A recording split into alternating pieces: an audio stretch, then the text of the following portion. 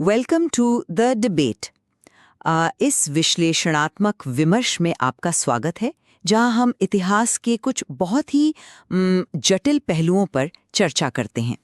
और आज का हमारा विषय है 1773 का रेगुलेटिंग एक्ट। हाँ, 1773 मतलब एक ऐसा साल जब एक साधारण सी प्राइवेट ट्रेडिंग कंपनी ने रातों रात एक पूरे उपमहाद्वीप की नियति अपने हाथों में ले ली।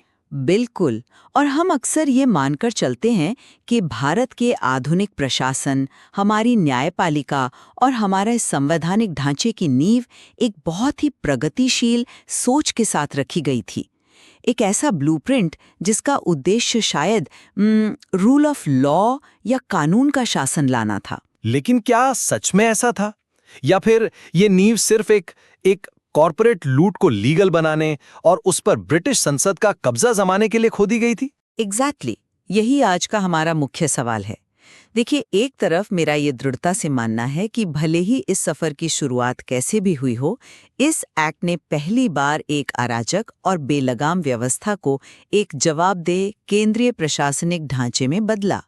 और मैं मानती हूँ कि इसी ढांचे ने आगे चलकर हमारे आधुनिक संविधान का आधार तैयार किया। और मैं इसे बिल्कुल अलग नजरिए से देखता हूँ। मेरा मानना है कि ये एक्ट कोई महान प्रशासनिक सुधार या संवैधानिक मील का पत्थर नहीं था। ये बस एक बेहद भ्रष्ट हो चुकी ईस्ट इंडिया कंपनी पर लगाम कसने का ब्रिटिश संसद का एक नितांत स्वार्थी कदम था। तो आप मानते हैं कि सुशासन का कोई इरादा नहीं था? बिल्कुल नहीं। इसका उद्देश्य भारत के लोगों का कल्याण स्थापित करना कभी था ही नहीं। मतलब वे बस उस लूट के माल में ब्रिटिश क्राउन का अपना हिस्सा पक्का करना चाहते थे। देखिए, मैं समझती हूँ कि उस समय कंपनी का रिकॉर्ड कोई बहुत साफ सुथरा नहीं था। इतिहास हमें स्पष्ट रूप से बताता है कि उनका मुख्य उद्देश्य मुनाफा कमाना था। सिर्फ मुनाफा नहीं, बेतहाशा मुनाफा। हाँ, बेतहाशा मुनाफा। लेकिन जब हम संस्थाओं के निर्माण की बात करते हैं तो हमें उस समय के जमीनी हालात और उस कंटेक्स्ट को भी समझना होगा। मतलब 1773 से पहले बंगाल में क्या चल रहा था? द्वैध शासन यानी डुअल गवर्नमेंट चल रही थी। राइट। 1765 में कंपनी को दीवानी अधिकार मिल गए थे, यानी टैक्स वसूलने का अधिकार। लेकिन प्रशासन की जिम्मेदारी अभी भी नवाब के पास थी। ये व्यवस्था पूरी तरह से फेल हो चुकी थी और बंगाल एक भयानक अकाल से गुजर रहा था। तो मेरा पॉइंट ये है कि रेगुलेटिंग एक्ट ने इस अराजकता को खत्म करने के लिए पहली बार ब्रिटिश सरकार की ओर से एक व्यवस्थित ढांचा दिया। क्या एक बिखरे हुए सिस्टम को एक सेंट्रल अथॉरिटी के नीचे लाना आधुनिक प्रशासन की दिशा में पहला तार्किक कदम नहीं था? आपने दीवानी अधिकारों और द्वैध शासन का जिक्र किया, जो इस कहानी का सबसे क्रूर हिस्सा है। अगर हम दीवानी अधिकारों के असली मतलब को समझे तो ये सिर्फ टैक्स वसूलना नहीं था, है ना? नहीं, ये काफी व्यापक था। बिल्कुल, ये रातों रात एक प्राइवेट कंपनी को एक सरकार में बदल देने जैसा था। लेकिन मजेदार बात यह है कि ब्रिटिश संसद को अचानक भारत के सुशासन की याद इसलिए नहीं आई क्योंकि बंगाल में अकाल पड़ा था या लोग मर रहे थे। तो आपके हिसाब से ट्रिगर पॉइंट क्या था? ट्रिगर पॉइंट था पैसा। उन्हें सुशासन की याद इसलिए आई क्योंकि कंपनी ने ब्रिटिश सरकार से 1 मिलियन पाउंड के लोन की मांग कर दी थी। मतलब आप सोचिए, जो कंपनी पूरे बंगाल को चूस रही है वो अचानक कह रही है कि हमारे पास पैसा नहीं है। ये सच है कि कंपनी उस समय भारी कर्ज में थी। उनका वित्तीय प्रबंधन बहुत खराब था। कर्ज में कंपनी थी लेकिन उसके कर्मचारी नहीं। मतलब कंपनी दिवालिया होने की कगार पर है, लेकिन जो कर्मचारी भारत में काम कर रहे हैं वे व्यक्तिगत रूप से बेहिसाब अमीर होकर इंग्लैंड लौट रहे हैं, जिन्हें वहां नवाब कहा जाता था। एग्जैक्टली, नवाब। वे इतने अमीर हो गए थे कि ब्रिटिश संसद के सदस्य खरीदे जाने लगे थे। ब्रिटिश हुकूमत घबरा गई थी कि कहीं ये ईस्ट इंडिया कंपनी खुद ब्रिटेन की सत्ता को ही ना खरीद ले। तो इसलिए ये जो तथाकथित प्रशासनिक ढांचा लाया गया वो भारत के भले के लिए नहीं था, ये ब्रिटिश संसद द्वारा अपनी सत्ता बचाने का एक टूल था। मैं आपके इस तर्क को मानती हूं कि ब्रिटिश संसद के अपने आर्थिक और राजनीतिक हित थे। वे निश्चित रूप से चिंतित थे कि कंपनी के अधिकारी ब्रिटेन की राजनीति में दखल दे रहे हैं। हाँ, उनका डर जायज था। राइट। लेकिन आप इस बात को नज़रअंदाज कर रहे हैं कि अपने उन हितों को सुरक्षित करने के लिए उन्होंने जो मैकेनिज्म तैयार किया, उसने एक बहुत ही महत्वपूर्ण संवैधानिक सिद्धांत को जन्म दिया। वो कैसे? देखिए, इस एक्ट से पहले बंगाल, बॉम्बे और मद्रास पूरी तरह से स्वतंत्र रूप से काम कर रहे थे। रेगुलेटिंग एक्ट ने पहली बार बंगाल के गवर्नर को बंगाल का गवर्नर जनरल बनाया, लॉर्ड वॉरेन हेस्टिंग्स को, और मद्रास तथा बॉम्बे को उसके अधीन कर दिया। एक तरह का केंद्रीकरण। बिल्कुल। इसके अलावा वॉरेन हेस्टिंग्स की सहायता के लिए 4 सदस्यों की कार्यकारी परिषद या एग्जीक्यूटिव काउंसिल बनाई गई। अब आप मुझे बताइए, क्या ये भारत के एकीकरण और एक आधुनिक कैबिनेट प्रणाली का प्रारंभिक रूप नहीं है? सत्ता को एक व्यक्ति के हाथ से निकालकर एक समिति को सौंपना, यह सुनिश्चित करता है कि निर्णय मनमाने ढंग से न लिए जाएं। एकीकरण और कैबिनेट प्रणाली। मुझे लगता है हम शब्दों को बहुत महिमा मंडित कर रहे हैं। आपको ऐसा क्यों लगता है? क्योंकि मैं एक कॉर्पोरेट सादृश्य का उपयोग करना चाहूंगा जो आज के श्रोताओं को यह सिस्टम आसानी से समझा सके। सोचिए, एक बहुत बड़ी मल्टीनेशनल कॉर्पोरेशन है, उसके अलग अलग ब्रांच मैनेजर अपनी मनमानी कर रहे हैं, अपनी जेबें भर रहे हैं, और हेड ऑफिस को मुनाफा नहीं भेज रहे हैं। एग्जैक्टली। तो लंदन में बैठा हेड ऑफिस क्या करता है? वो बंगाल वाले मैनेजर को रीजनल मैनेजर बना देता है और बाकी सबको उसे रिपोर्ट करने को कहता है। ये कोई महान राष्ट्र निर्माण का प्रयास नहीं था, ये बस हेड ऑफिस द्वारा अपने ब्रांच मैनेजरों पर नियंत्रण कसने का तरीका था। ये एनालॉजी काफी दिलचस्प है, लेकिन भले ही वे अपने ब्रांच मैनेजरों को कंट्रोल कर रहे थे, उस कंट्रोल ने एक सिस्टम तो खड़ा किया, एक ऐसा सिस्टम जहां कुछ नियम कायदे थे। जरा उन नियम कायदों और उस कैबिनेट की असली वर्किंग पर गौर कीजिए। आपने कहा कि सत्ता एक समिति को सौंप दी गई ताकि मनमानी ना हो, लेकिन क्या आप जानते हैं कि उस काउंसिल का असली मैकेनिज्म क्या था? हाँ, बहुमत से फैसले लिए जाते थे। राइट। लेकिन वॉरेन हेस्टिंग्स जो गवर्नर जनरल था, उसके पास कोई वीटो पावर नहीं थी। अगर काउंसिल के 4 सदस्यों में से 3 उसके खिलाफ हो जाएं, तो देश का गवर्नर जनरल कुछ नहीं कर सकता था। उनके पास केवल टाई होने की स्थिति में कास्टिंग वोट था। ये बात सच है। बिल्कुल। और इस वजह से प्रशासन पूरी तरह से लकवाग्रस्त हो गया था। काउंसिल के सदस्य, विशेषकर फिलिप फ्रांसिस, जो सीधे लंदन से भेजे गए थे, वे हेस्टिंग्स के कट्टर विरोधी थे। वे हर बात पर हेस्टिंग्स को रोकते थे। अब सोचिए, क्या कोई भी समझदार संविधान निर्माता एक ऐसा सिस्टम बनाएगा जहां देश का प्रमुख अपने ही मंत्रिमंडल के फैसलों को लागू ना कर सके? ये एक प्रशासनिक गतिरोध जरूर था। ये सुशासन का मैकेनिज्म नहीं था। ये लंदन में बैठे कोर्ट ऑफ डायरेक्टर्स द्वारा हेस्टिंग्स के हाथ बांधने का एक टूल था। वे भारत में कोई चेक्स एंड बैलेंसेस वाला लोकतंत्र नहीं बना रहे थे। वे सिर्फ ये सुनिश्चित कर रहे थे कि हेस्टिंग्स खुद कोई नया नवाब ना बन जाए और सारा पैसा खुद ना हड़प ले। मैं मानती हूं कि वीटो पावर का ना होना एक बड़ी तकनीकी खामी थी और इसने प्रशासन में दिक्कतें भी पैदा की। लेकिन हम ये क्यों भूल रहे हैं कि पहली बार किसी ने मनमानी सत्ता पर अंकुश लगाने की कोशिश की? अंकुश लगाना और व्यवस्था देना दोनों अलग बातें हैं। ठीक है, लेकिन अगर आपको लगता है कि ये सिर्फ मुनाफे और सत्ता की बंदरबांट थी, तो फिर 1774 में कलकत्ता में एक उच्चतम न्यायालय यानी सुप्रीम कोर्ट की स्थापना क्यों की गई? उसमें एक मुख्य न्यायाधीश सर एलिजा इम्पे और 3 अन्य न्यायाधीश नियुक्त किए गए। वो भी एक दिखावा ही था। दिखावा कैसे हो सकता है? एक व्यापारिक लूट के तंत्र में एक स्वतंत्र न्यायपालिका का क्या काम? इसी एक्ट के तहत कंपनी के कर्मचारियों को निजी व्यापार करने पर पूरी तरह रोक लगा दी गई और भारतीयों से किसी की तरह का उपहार या रिश्वत लेना सख्त अपराध घोषित कर दिया गया। क्या एक भ्रष्ट व्यवस्था को साफ करने के लिए उठाया गया ये एक नैतिक कदम नहीं था? मेरा तर्क ये है कि भले ही इरादे पूरी तरह से शुद्ध न हो, लेकिन ये भारत में रूल ऑफ लॉ की पहली व्यवस्थित शुरुआत थी। मुझे माफ कीजिएगा, लेकिन रूल ऑफ लॉ कहना एक बहुत बड़ा दावा है। ये आम भारतीयों को न्याय दिलाने वाला कोई आधुनिक सुप्रीम कोर्ट नहीं था।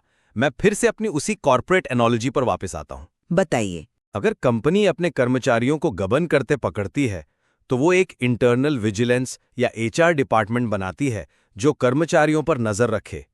1774 का वह सुप्रीम कोर्ट आम जनता के लिए नहीं बल्कि उस कंपनी के एचआर डिपार्टमेंट की तरह था। इसका मुख्य काम कंपनी के उन भ्रष्ट अधिकारियों पर लगाम कसना था जो ब्रिटिश संसद का मुनाफा खा रहे थे। भले ही वो एचआर डिपार्टमेंट की तरह शुरू हुआ हो, लेकिन उसने एक कानूनी ढांचा तो खड़ा किया। उसने ये तो तय किया कि कोई भी व्यक्ति, चाहे वो कितना भी बड़ा अधिकारी हो, कानून से ऊपर नहीं है।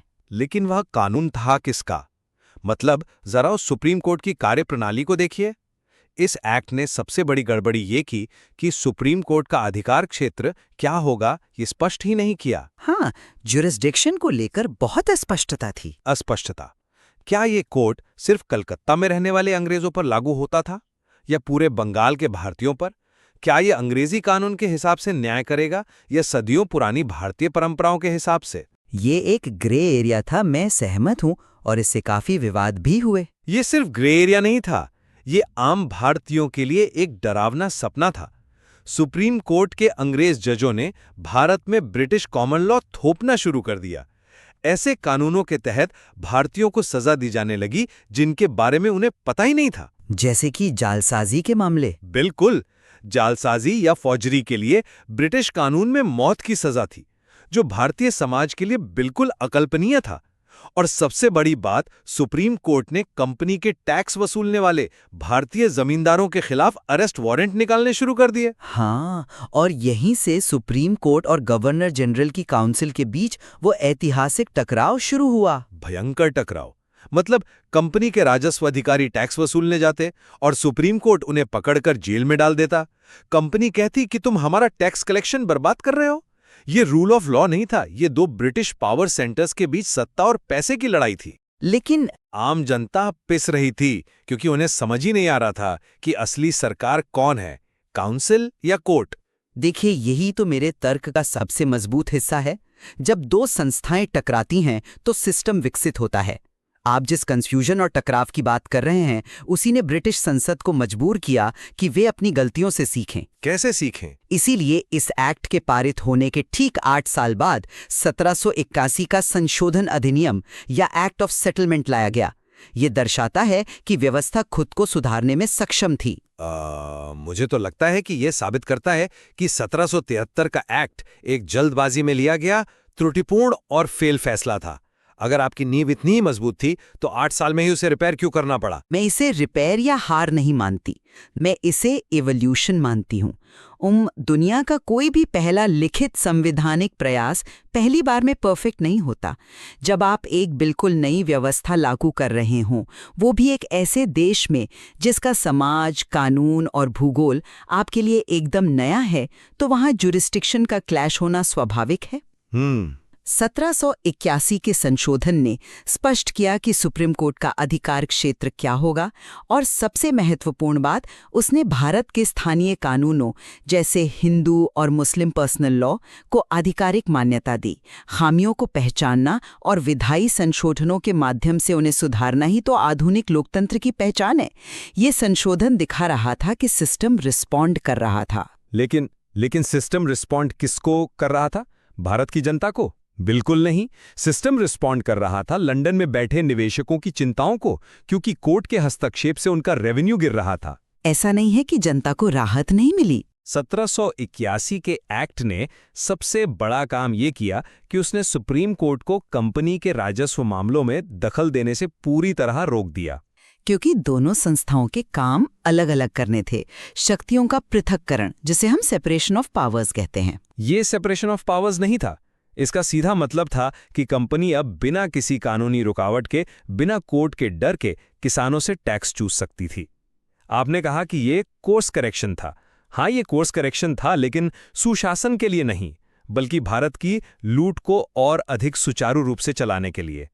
उन्होंने बस वो कांटा निकाल दिया जो उनके टैक्स कलेक्शन में चुभ रहा था।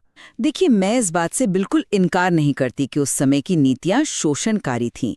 साम्राज्यवादी ताकतें परोपकार के लिए उपनिवेश नहीं बनाती। उनका मूल उद्देश्य आर्थिक दोहन ही होता है। हम इस ऐतिहासिक सच्चाई से भाग नहीं सकते। बिल्कुल, यही तो कोर मुद्दा है। लेकिन मुझे लगता है कि हमें उस समय के इरादों और उस ढांचे के दीर्घकालिक प्रभावों को अलग-अलग करके देखना होगा। भले ही उन्होंने ये ढांचा अपने मुनाफे को सुरक्षित करने के लिए बनाया हो, लेकिन इस प्रक्रिया में उन्होंने अनजाने में ही सही कुछ ऐसे मैकेनिज्म तैयार कर दिए जो आज के भारत का आधार हैं।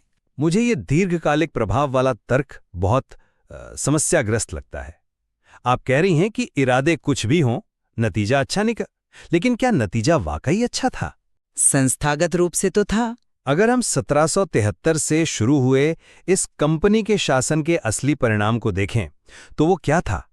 वो था 1858 का सिपाही विद्रोह, जिसे हम पहला स्वतंत्रता संग्राम भी कहते हैं। 100 साल से भी कम समय में इस तथाकथित प्रगतिशील प्रशासनिक ढांचे ने भारत के किसानों, जमींदारों, सैनिकों और रियासतों को इतना प्रताड़ित कर दिया कि उन्हें कंपनी के खिलाफ हथियार उठाने पड़े। 1858 के विद्रोह के कई सामाजिक, धार्मिक और सैन्य कारण थे। उसे सिर्फ 1773 के रेगुलेटिंग एक्ट या प्रशासनिक ढांचे से जोड़ना एक बहुत बड़ा सरलीकरण होगा। मैं ये नहीं कह रहा कि 1773 के एक्ट ने सीधे तौर पर बंदूकें उठवाईं, लेकिन उस विद्रोह के मूल में उसी दमनकारी प्रशासन का लगातार बढ़ता हुआ शोषण था, जिसे इस एक्ट ने एक लीगल स्ट्रक्चर दिया था। इस लीगल स्ट्रक्चर ने शोषण को और ज्यादा एफिशिएंट बना दिया था। मैं समझ रही हूं आप क्या कह रहे हैं। जब 1858 में ब्रिटिश ताज ने शासन सीधे अपने हाथों में लिया, तो वो इसलिए नहीं लिया क्योंकि वे अचानक भारत में कोई महान लोकतंत्र स्थापित करना चाहते थे। उन्होंने सत्ता इसलिए अपने हाथ में ली क्योंकि कंपनी का ढांचा इस महाद्वीप को कंट्रोल कर पाने में फेल हो गया था। यह पूरी की पूरी व्यवस्था नियंत्रण और वेल्थ एक्सट्रैक्शन पर आधारित थी। इसमें कोई संवैधानिक महानता नहीं थी। यह एक वैलिड पॉइंट है कि अंततः कंपनी का मॉडल फेल हुआ और सत्ता क्राउन के पास चली गई। लेकिन जरा 1947 के बाद की तस्वीर देखिए। ठीक है। जब हमारी संविधान सभा ने स्वतंत्र भारत का संविधान लिखा, जो 26 जनवरी 1950 को लागू हुआ, तो उन्होंने बहुत सी संस्थागत रूपरेखाएं और प्रशासनिक मैकेनिज्म उसी ब्रिटिश शासन से ग्रहण किए। हमारा मजबूत केंद्र, न्यायपालिका का ढांचा, विधायी प्रक्रिया, इन सब की वंशावली कहीं ना कहीं 1773 के रेगुलेटिंग एक्ट और उसके बाद आए कानूनों में खोजी जा सकती है। ये एक कड़वा सच है। तो जब मैं कहती हूँ कि इस एक्ट ने नींव रखी, तो मेरा मतलब ये नहीं है कि उन्होंने हमारे लिए आज का ये खूबसूरत लोकतांत्रिक घर बनाया था। मेरा मतलब ये है कि उन्होंने पहली बार पत्थर पर पत्थर रखकर एक केंद्रीय प्रशासनिक इमारत बनाने की तकनीक शुरू की, और वो तकनीक आज भी हमारे काम आ रही है। और मेरा यही तर्क है कि हमें उस तकनीक के पीछे के खून और पसीने को नहीं भूलना चाहिए। जब आप एक ऐसी संस्था बनाते हैं जिसका कोर डीएनए ही एक्सट्रैक्शन और कंट्रोल है, जैसे कि एक सेंट्रल अथॉरिटी जो दूर दराज के प्रांतों पर हुक्म चलाती है, तो क्या वो डीएनए रातों रात गायब हो जाता है? ये एक बहुत बड़ा सवाल है। आप कहती हैं कि 1950 के संविधान ने उस ढांचे को अपनाया। मैं कहता हूं कि यह हमारे लिए सोचने का विषय होना चाहिए कि क्या हमने एक ऐसे प्रशासनिक ढांचे को अपना लिया जो मूल रूप से हमारे नियंत्रण के लिए बनाया गया था, न कि हमारे विकास के लिए? ये वाकई एक बहुत ही विचारोत्तेजक सवाल है, और शायद यही इस पूरी चर्चा का सबसे महत्वपूर्ण निष्कर्ष भी है। हमारे बीच भले ही इस बात पर तीखी असहमति हो कि ये एक्ट एक संवैधानिक मील का पत्थर था या सिर्फ एक कॉरपोरेट लूट का मैनिफेस्टो, लेकिन मुझे लगता है कि एक बात पर हम दोनों पूरी तरह सहमत हैं। और वो क्या है? वो ये कि 1773 के रेगुलेटिंग एक्ट ने ईस्ट इंडिया कंपनी के स्वरूप को हमेशा के लिए बदल दिया। उस एक कानून ने एक साधारण सी ट्रेडिंग कंपनी को एक संप्रभु, राजनीतिक और प्रशासनिक मशीनरी में तब्दील कर दिया। व्यापार और सत्ता के बीच की जो लकीर थी, वो उस एक्ट ने हमेशा के लिए मिटा दी। मैं इस बात से पूरी तरह सहमत हूं। उस एक्ट ने निश्चित रूप से इतिहास की धारा मोड़ दी। दीवानी अधिकारों से जो शुरुआत हुई थी, उसने अंततः एक ऐसी नौकरशाही और प्रशासनिक मशीनरी को जन्म दिया जिसका प्रभाव हम आज तक महसूस करते हैं। बिल्कुल। तो जब हम इस चर्चा को विराम देते हैं तो हमारे सामने एक बहुत ही गहरा सवाल खड़ा होता है। जब हम अपने वर्तमान सिस्टम को देखते हैं, चाहे वो हमारा शक्तिशाली केंद्रीय प्रशासन हो, हमारी नौकरशाही हो या हमारी न्यायपालिका, तो क्या हमें सिर्फ उनकी आज की उपयोगिता देखनी चाहिए? या हमें ये भी याद रखना चाहिए कि ये संस्थाएं शुरू में किस उद्देश्य से गढ़ी गई थीं? क्या आधुनिक संस्थाएं कभी अपने रचनाकारों के उन मूल औपनिवेशिक इरादों से पूरी तरह मुक्त हो पाती हैं? ये एक ऐसा सवाल है जो इतिहास के हर पन्ने को पलटते समय हमें खुद से पूछना चाहिए। बिल्कुल सही कहा आपने। इतिहास का काम सिर्फ अतीत को जानना नहीं है, बल्कि आज की संरचनाओं को सही से डिकोड करना भी है। द डिबेट में हमारे साथ जुड़ने के लिए धन्यवाद। क्या वो पुराना ढांचा आज भी हमारी व्यवस्था को उसी पुराने तरीके से प्रभावित कर रहा है? हाँ, ये सवाल हम आपके विचार के लिए